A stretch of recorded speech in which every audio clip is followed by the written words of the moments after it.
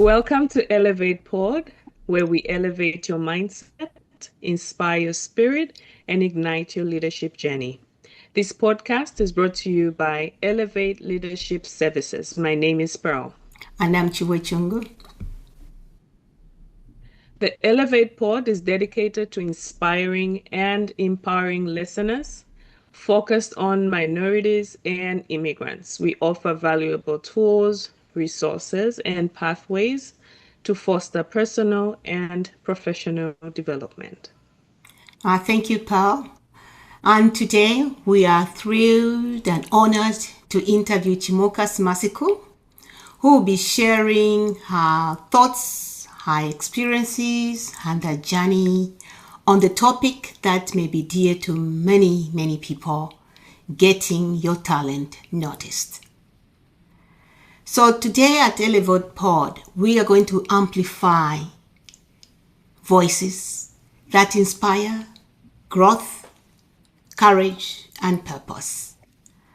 The conversation today invites us to look beyond job titles and policies and into the heart of human resources. What does it truly mean to shape people, nurture potential, and build cultures where individuals don't just work but thrive?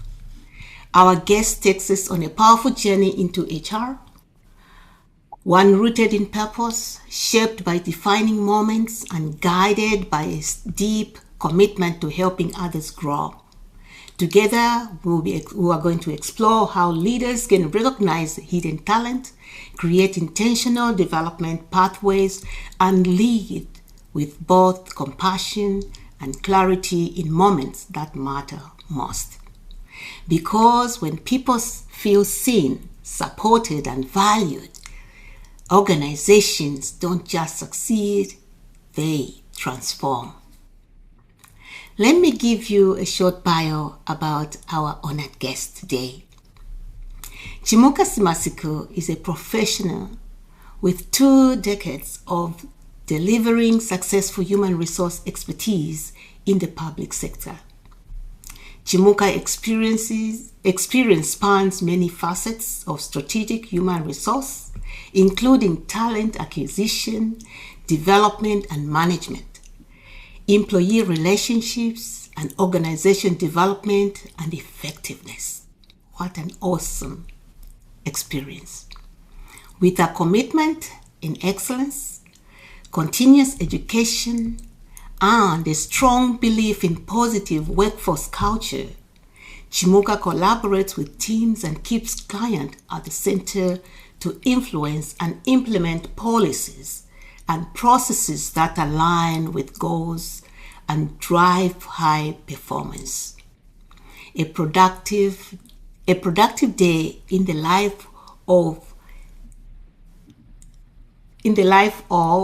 life is when a resolution to complex issues results in all stakeholders being heard and charting an inclusive way forward.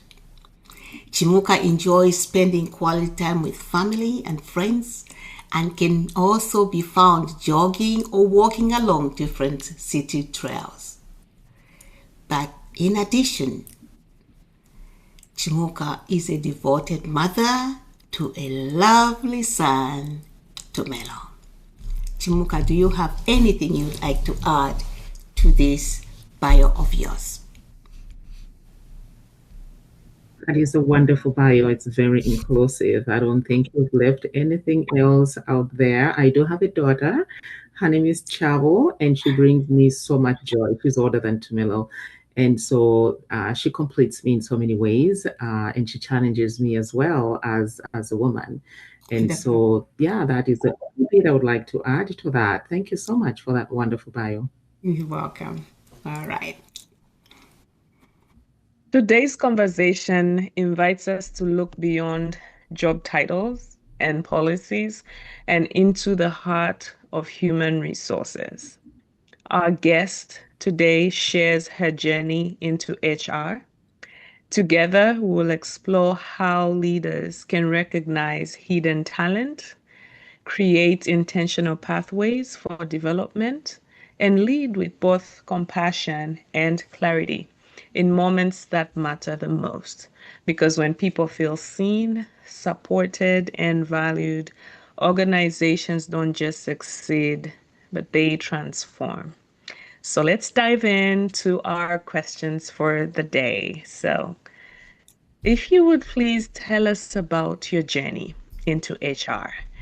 What drew you into the field, and when did you realize that helping people grow and succeed in the workplace was part of your purpose? I love that question. I think it all starts with when something does not work, then another door opens for something else that could work. And so you put your mind to the next thing that could work. So with that, I started off with a marketing background in Zambia, and I went into sales. And sales was a little bit hard because I think in my mind it was about influencing people to buy sometimes what they don't want to buy or they don't need at that time to buy because you have a target to meet, right? You have sales to make. And so I gave that a little bit of a thought. I did excel at it. I did really enjoy meeting people and, talking to agents that could be the deliverers for our product at the time. And it did go well. However, at the back of my mind, I was still thinking I probably could sell service better than product. And so that's where the mind came in to try and, because the talking part was already good. I was, comfortable with talking to people.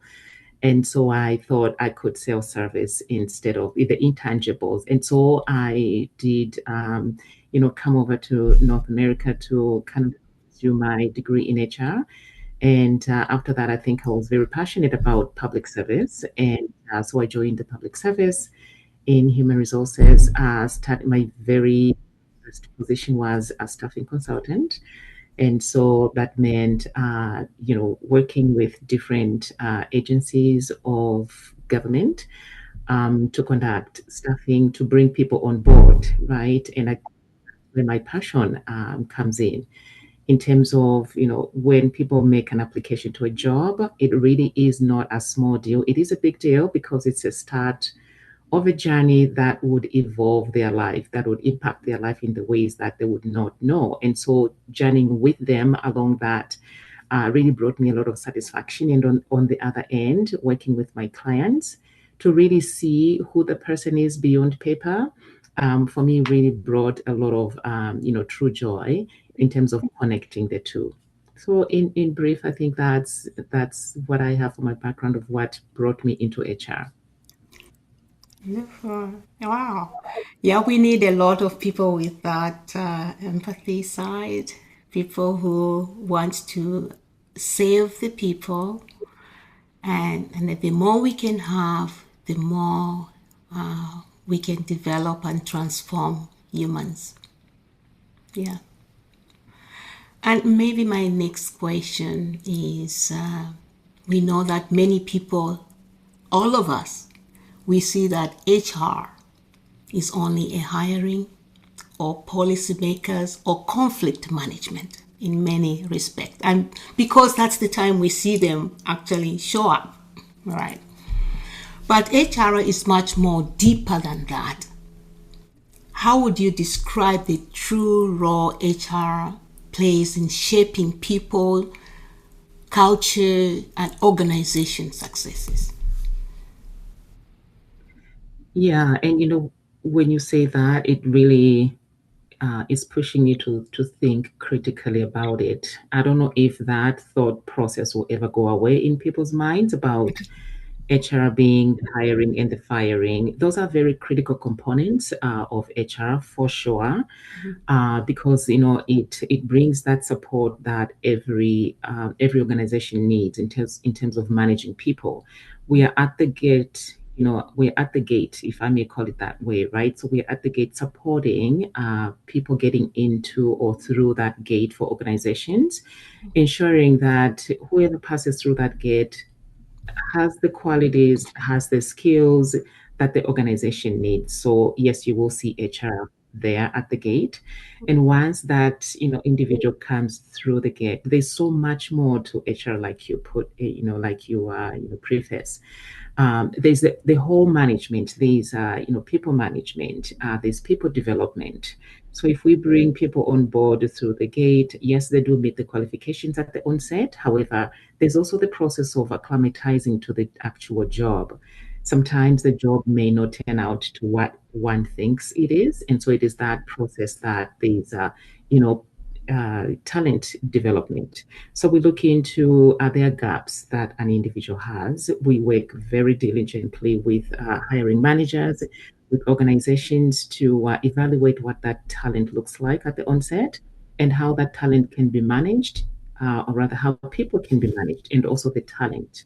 And more so, how that talent can be developed from the first day that somebody is hired all the way until their, X day that they are retiring, having had a fulfilled career. And so within the field of HR, we do have total rewards. Let me start with that one. And what total rewards is really looking at what job, what's the remuneration for this job, not just the pay. But obviously, that's what is important. That's what people see when they're applying for a job. They'll be like, "Oh, how much does this job pay? And is it, I know my worth, and so is this how much I'm going to be paid for this job?" So it starts from there. However, outside of that, there are also other, entitlements that come. We look at, we look at things like the benefits. We look at, the visual benefits, the health benefits, and we continue to evaluate those benefit packages to ensure that they are up to standard, they're up to market. There's always continuous evaluation of what those are to make sure that, when people are comparing the jobs out there to the jobs that they have currently, they feel satisfied. They feel that they have it good, right? Instead of having to look for other jobs elsewhere.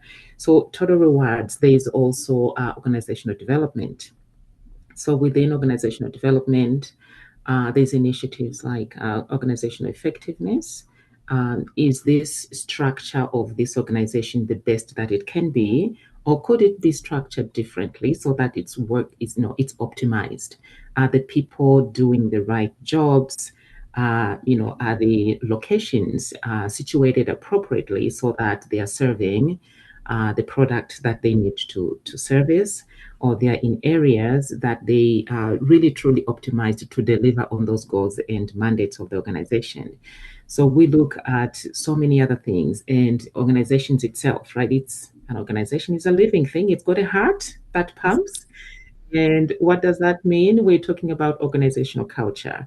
What is the culture of the organization? Who brings in what pieces to be able to put up the whole one piece that works effectively together?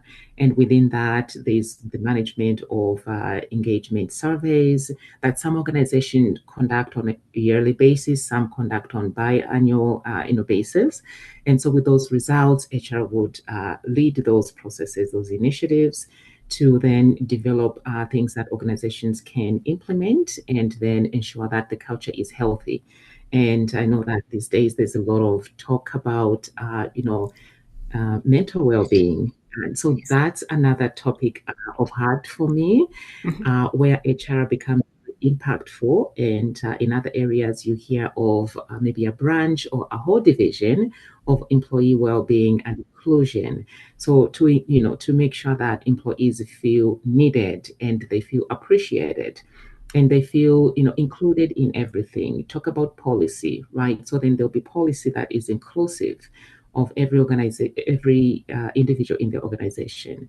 And when we come to implementing those, policies, then we ensure that there's a thought that's going into that. It's not just about the people; it is for the people and by the people. I think those are common cliches, but they're really true. They're really true cliches. So yeah, there's different areas of HR. I could go on. There's employee and labor relations for sure that we talked about, ensuring that performance is kept up to date. And if people are not performing, we dig into why are they performing? Do they have all the tools that they need to perform their jobs? And of course, as human beings, there's always a little friction here, there.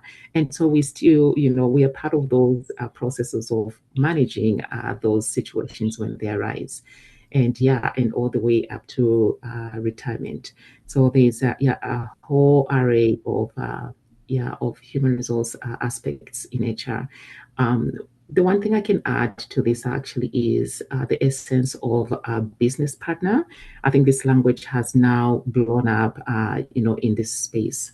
Yes. We do talk about HR being a business partner to organizations in the truest sense, in that we partner with the permanent heads of organizations. If you're talking about, the public sector, or we talk about CEOs or presidents of organizations, we do have HR that sits at the table as a partner, not just to be a listening ear, but to connect all the dots. So you think of HR as a central individual at that table with really nothing much to gain or to lose in that conversation, right? Because if you have finance at the table, you have marketing at the table, each one comes with their agendas, and then HR would come in with an open ear to listen to both, and include in those conversations aspects that need to be seen. So it's a wonderful field. I've had quite joyous time along the way. Wow, you really have given us a slew of things that HR does, and you describe it so well. And I think as individuals or as employees, I think we are hung up because we don't see sometimes the entire breadth of work that they do. I think most of the time, because we are not seeing what they're doing in between. We're just seeing the hiring and firing, and that's the only two things that we see, and we focus on those things. And performance, for sure, when you're not performing well, we see they come in to see what are we going to do.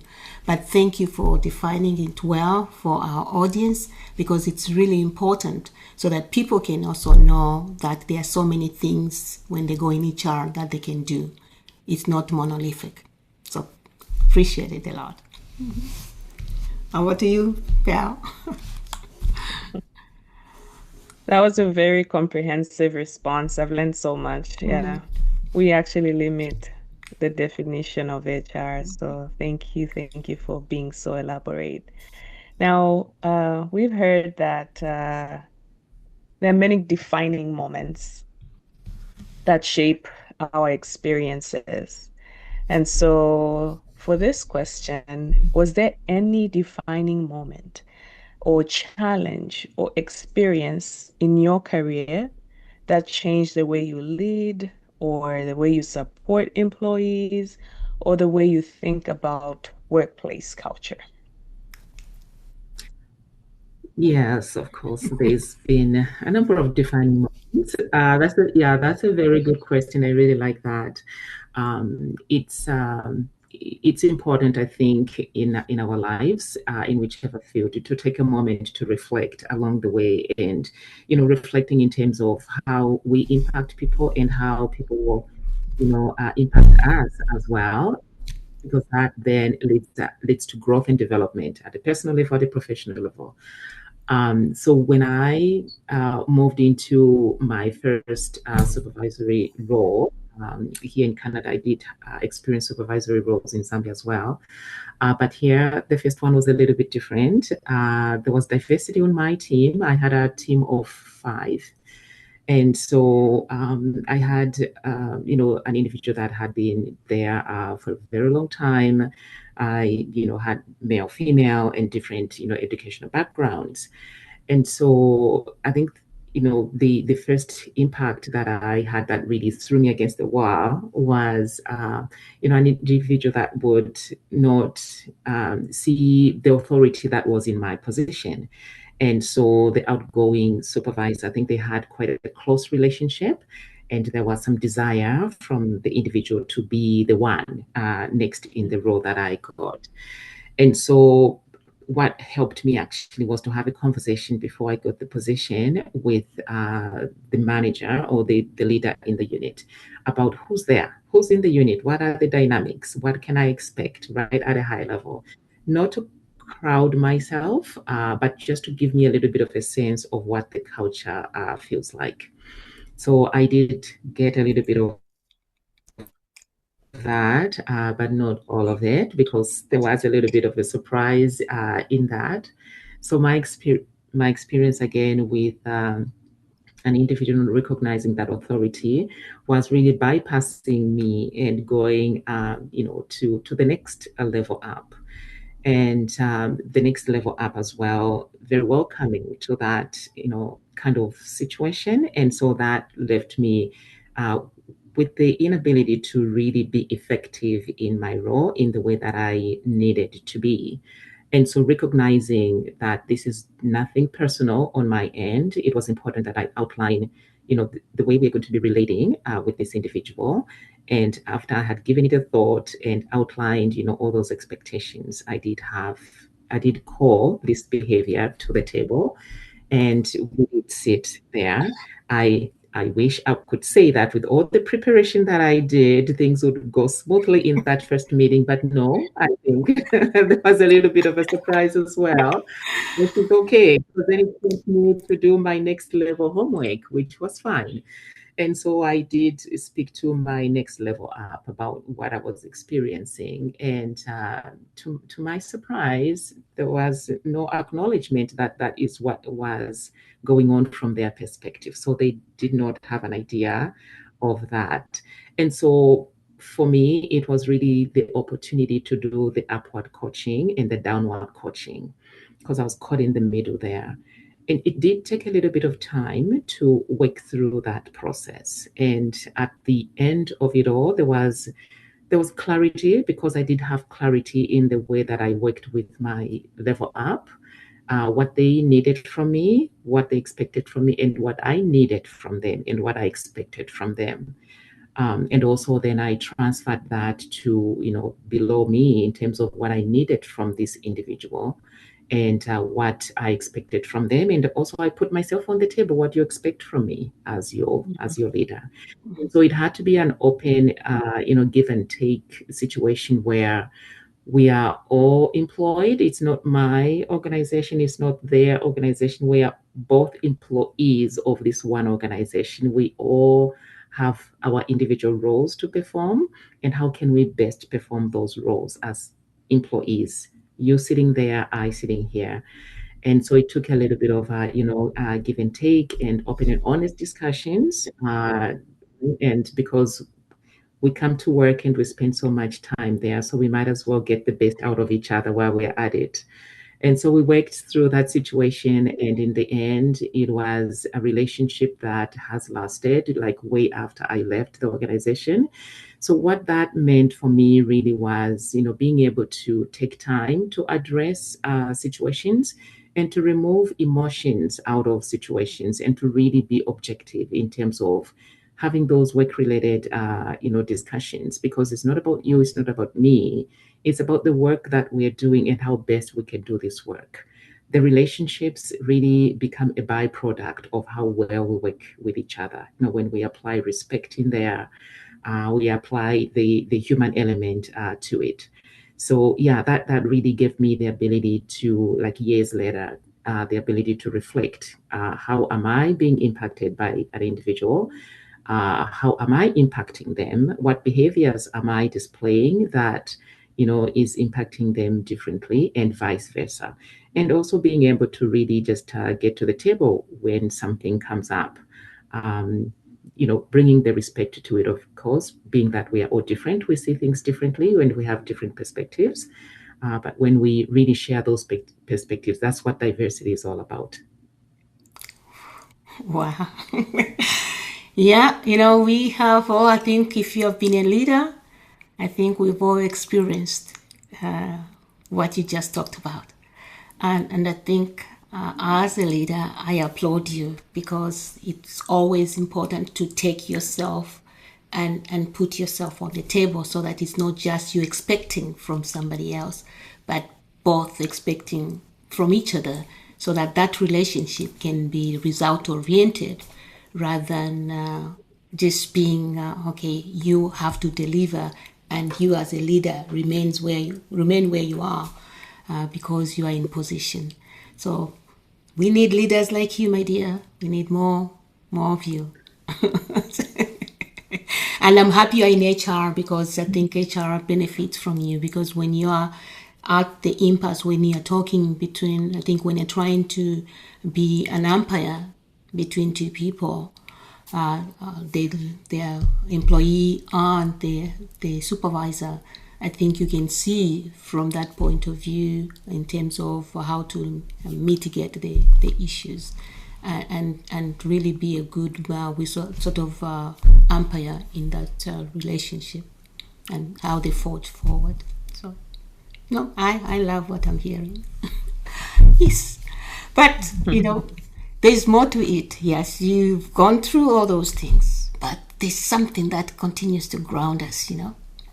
Look, you've been in this profession where your role is to constantly balance between the people needs and the business priorities, right? And sometimes in human resource, you have to choose. You can't go both. And when you are there, you need something to ground you, for you to stay grounded, and for you to continue be grounded in the values that you have, considering these two priorities that are pulling you. How have you managed to do that with your leadership philosophy? That's another good question, really. It really boils down to people, to who's first or what comes first. It's the people. An organization is made of people, and if people are not well looked after, then an organization cannot function. We can have policies, we can have programs, we can have initiatives, we can have everything that is well put together, but when we implement, when we deliver, we need people that are in the right mind frame to deliver all those programs, those initiatives.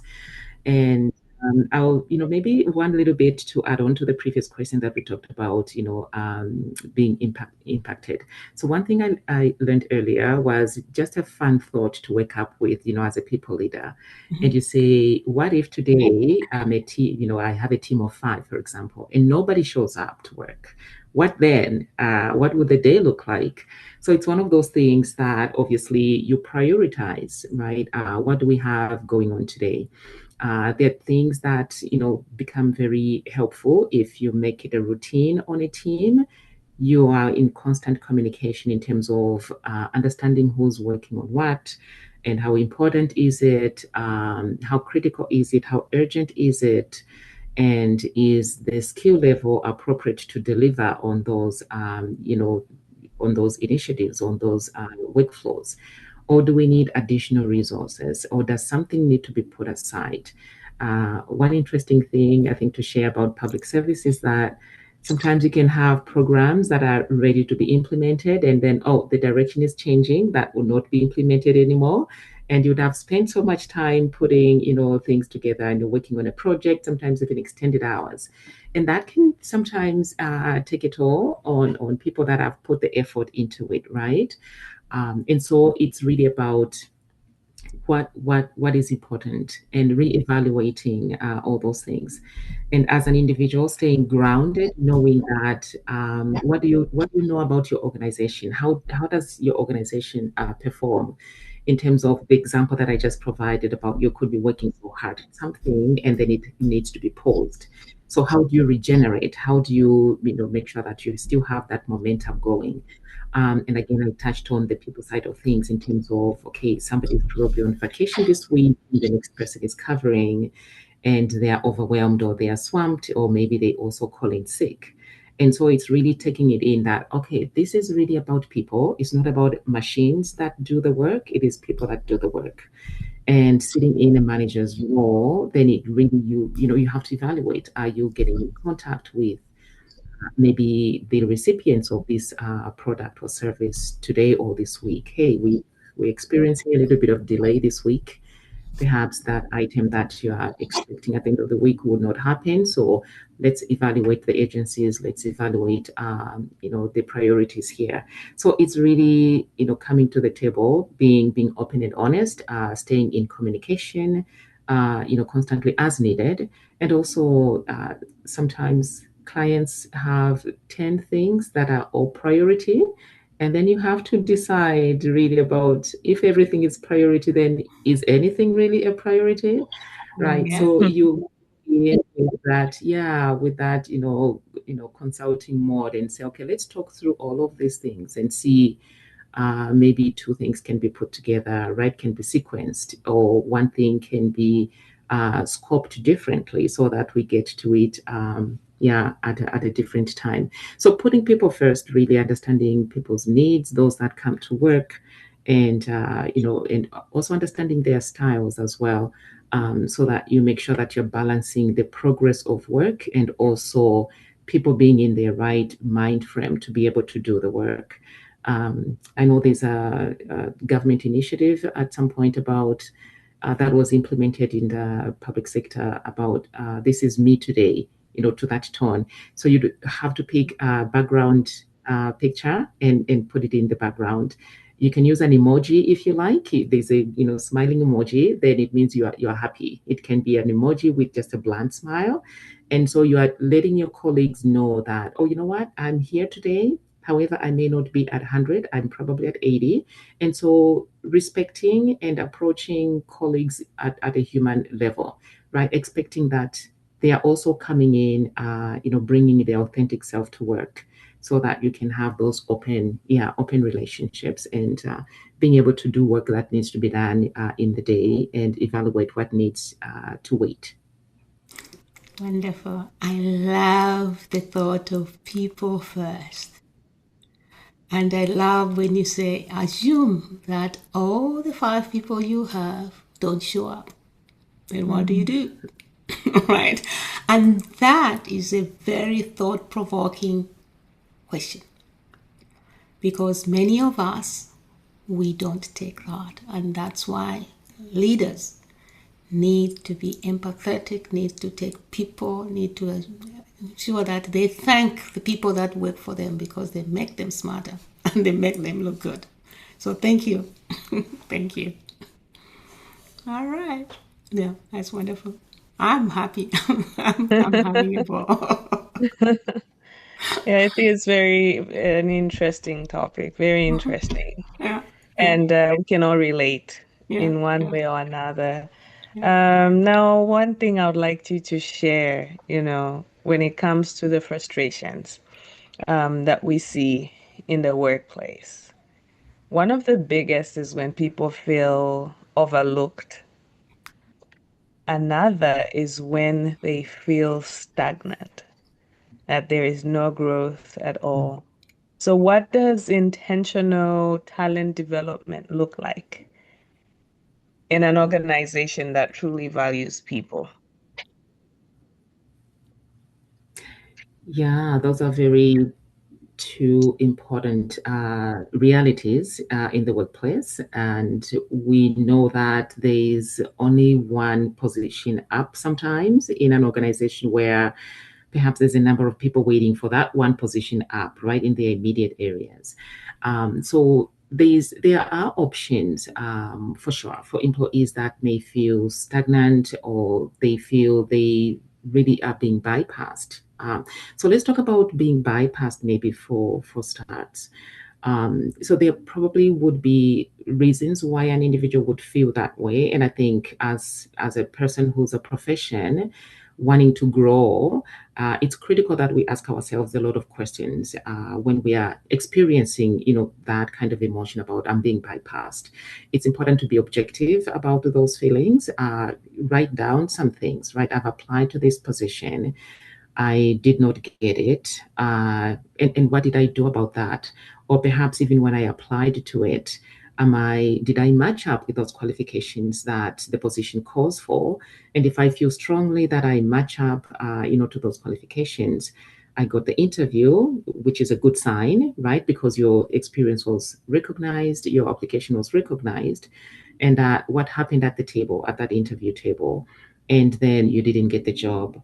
What happened then? Did you follow up to ask, oh, thank you, I did have a wonderful interview, or whatever, however it went? And did you ask the critical questions about why didn't I get the job? What else can I do differently next time so that I'm better prepared, right, to get that job? If it's in, I think the bypassed usually is experienced with people who miss a job within their immediate area. And so I think there's a lot more opportunity that one can do to pursue that feeling of being bypassed. So open conversations again, because the career is in your hands. It is yours. You're the one that wants to grow it. And so you put the effort that is needed. It's rare that you will be handpicked for a position. It happens. People sometimes are lucky they are handpicked, but sometimes you still have to, work hard towards that. So I think the overall is that you feel you've put in everything that you need to put in. And when you're bypassed, then you can ask the critical questions, right, of the immediate supervisor, perhaps. And if you're not getting the clarity, and it's different from I'm not getting the answer that I want, that's totally separate. So if you're not getting the clarity that you need to support your growth and development so that you're better prepared for next time, then get to that next level. Wherever you need the clarity, go and get it, because the career is yours. It's in your hands. So yeah, there's opportunities there. One other thing I think for being bypassed is to look outside of the immediate area. In large organizations, there's a lot more opportunities where you can perhaps branch out to another, to another area other than the immediate area. Sometimes growth comes when you spread out to different areas.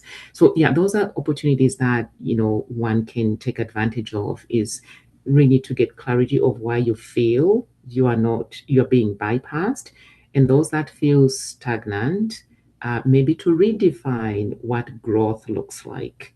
If you're stagnant in one area, what are you doing to expand? Sometimes growth is not, uh, you know, vertical; it's also horizontal.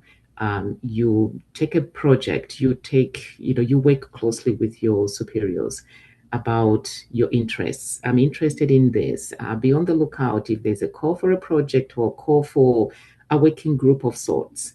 That will continue to enhance your experience while you are sitting in the same chair, so that when another opportunity somewhere else comes up, then you have something in your toolbox, right? On your resume, you say you worked on this project and your contributions were this, and now you are better, positioned to take another opportunity.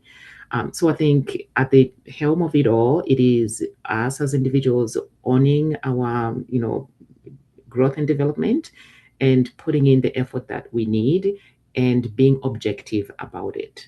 I know that, when we talk to an audience of immigrants, there's always the one thing that comes to mind about, why am I being bypassed? Sometimes we may be quick to jump to, I'll say the word. Sometimes we are quick to say maybe there's racism going on here, and maybe that is why. But sometimes it's critical and important to be objective about all these situations. I play in my own mind about, what if I was in Zambia and this was happening? What next, right? What would I say would be the cause of this? So again, it is really grabbing the bull by its horns, and doing whatever we need to do to break down those walls of I'm being bypassed and I feel stagnant. So it's about what I'm doing now. What can I do about it? Networking is one old word that we use quite a lot, and maybe people don't quite use it as much as they could use it. So that really does open up doors a lot when we expose ourselves. We put ourselves in an uncomfortable situation, because then we're being noticed by the next person. We just don't know where the next door will open. Wonderful. You Love know, that response. yes.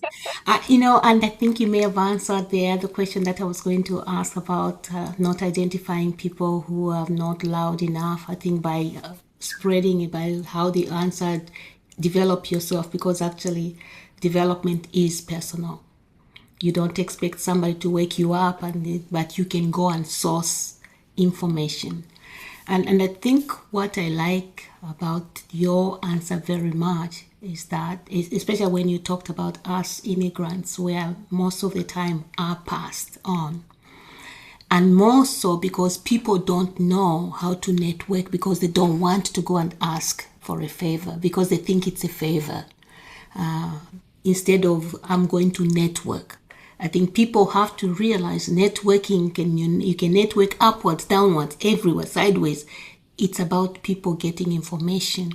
And I think what you talked about, I hope people can understand that networking doesn't mean you can network with your supervisor, you can network with the supervisor above them, right? And get the information so that you are equally prepared for the next job you want to have. And I think with that, maybe, yes, bypassing, sometimes it happens. And it's going to happen. It's not going to be eliminated. However, maybe we can have many who can show up and have those experiences and move maybe to different departments, as you said, where they can even do more because they've acquired that information and that knowledge that they needed. So that's wonderful. We are running out of time right here, but we have a few questions I'm going to do. I think it's more about, I'm going to ask about employee relationships and mentoring and coaching. I think you may have touched a little bit in terms of networking, brings in mentoring, brings in coaching, and brings in feedback and everything that we need. But I want to look at employee relationships, which often involves navigating difficult conversations. Which involves conflicts, which involves misunderstanding, which involves emotional situations, and can be so on and so forth. What have you learned about handling these moments with both compassion and fairness in your experience? That's a loaded question. Yes, working with people is not easy, and at a personal level, I tell myself I'm not perfect. Right, it is some exercise that I continually have to remind myself. I present myself in an authentic way according to me. However, that same way may not be as clear or as straightforward to others. So I know that I also contribute to situations, and everybody else contributes to situations. That's what forms culture. Mm-hmm. Now, when that happens, I mean, I've worked with different clients along the way where you're supporting them to manage interpersonal conflict because somebody is saying good morning to them, or they are saying good morning, and then there's no response that's coming. And so, that might seem very simple, but it really is very impactful in the workplace. And so, where do you start from, right? When you're thinking, oh, that's not a big deal, but it indeed is when you're working with with humans. So it really gets down to if you're supporting the resolution of an interpersonal conflict, to really be open about this process, because when you're in a people leader situations, you have employee A coming to you, employee B coming to you. They are both talking things about the other.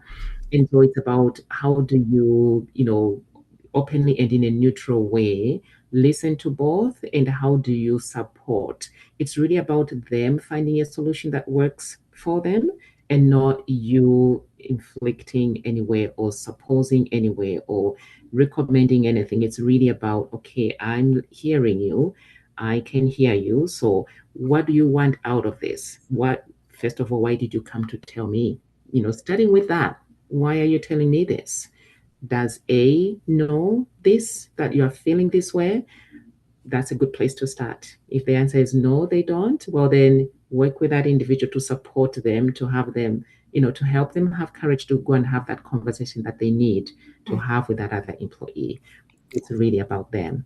And vice versa. When the other comes, you still, support them to start from, the ground up.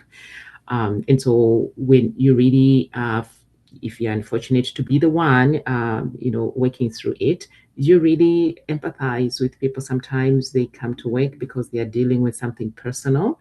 And so that's why it's important to be objective, first and foremost, when you're trying to navigate a situation, conflict that can, seem like it's a conflict. I am observing this. Like, there are words that are very helpful, right? I am observing this from you. I wonder if it's intentional or if you are aware about it. And sometimes you get, oh, I didn't even know that. Well, thank you for letting me know. If that's genuine, then hopefully that's just a very simple thing that could, eliminate some of that conflict. However, if it's like, oh yeah, I'm upset about this, then the can opens up, and then you dig into that, right? You go back and forth. If it ends up that if it's a situation that people can't really work together, I mean, workplaces, again, human resources. In workplaces, there's policies, there's procedures that are in place to help people navigate those situations. But it really is, coming with empathy, understanding that sometimes there are other factors that influence and impact people for them to behave the way that they do, and they come out differently to individuals.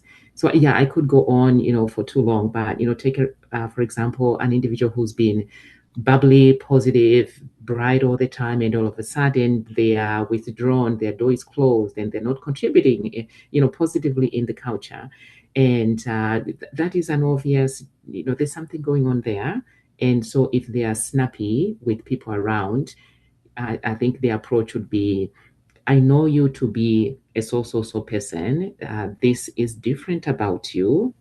Is there something going on? Right. So you come in with that empathy, knowing that, people are impacted on a daily basis with different things that sometimes they bring to work. Although most of the time you say, oh, don't bring home to work and don't bring work to home. It's difficult. It's a joke. Difficult. Yeah, it is a difficult thing to navigate, but it really Yeah. is something that needs to be practiced on a daily basis in people's lives. Yeah, it's knowing how to handle it, and I think many times it's you can see it's many people, very few know how to handle these situations and balance it, because sometimes it overwhelms people that they have to bring, and that's where empathy comes in, because you have to be an empathetic leader so that you can understand, and then you can go into mentoring and coaching and bringing them to where they can be able to address it and be able to carry on forward. Yeah, so thank you. I think we are running out of time, so we have I think one more question, and then we wrap it up. One more question over Yeah, here. yeah. I wish we can have more time, but there will be another time. I think this is a very good discussion. I really am enjoying it, and thank you. Your experience is really just showing off up as to the knowledge you've gained and the journey you've traveled. So thank you. So my last question, hopefully not too loaded, but if I could squeeze out just a little bit more from you.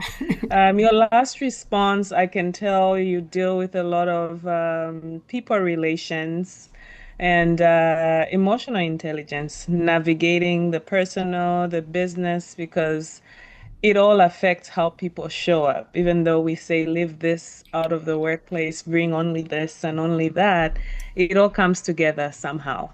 So, with all these feelings of disconnectedness, people feeling overworked, or just they're being unsure of how to show up in the workplace, what keeps you hopeful about the future of work in your profession? And if you could wrap it up with just sharing some powerful message with our listeners today, what's that one thing you would leave with our listeners with today? Yeah, it's very impactful, particularly experiencing in the public sector, perhaps in the private sector as well, right? There's discussions about budget. Recently there were discussions about budget. at the federal level in Canada, the same topic at the provincial level. So work is not going anywhere, but then people are getting less and less in the organization to do all of this work. So one of the hot topics in HR and perhaps in every field now is AI and what that can do to mitigate some of these pressures that we're experiencing. So much as it is still fairly new, right? AI is fairly new. There's a space, right? There's different schools of thought for AI. It's going to take people's jobs, and oh no, it will enhance the way we work.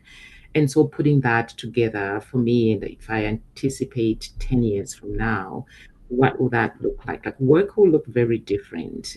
The time that we spend now working on a report, for example, we could spend maybe what, wait, 20 hours if it's a big report, doing the analysis, collecting data, doing the research and doing the analysis and all of that.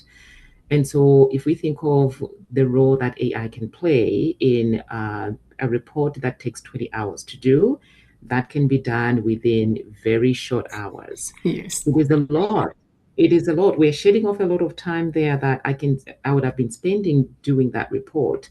And then that shifts, right, my availability to do other things. We're not putting all our eggs in one basket in terms of AI doing everything, obviously, but we know that we still have a role to play even when that report is, summarized and done for us. We still have to work with it. But the benefit there is that I'm not spending so many hours on that report now. I'm spending very few hours. And what will I do with those remainder of the hours? There's good work-life balance coming, along the way in the future. There's a different way of doing work that's coming in the future. Some of these old processes that we've always been doing, for so long, it's going to look different, and it's going to really be helpful in in the work world. So that's one thing for me that keeps me that keeps me hopeful and excited for the future.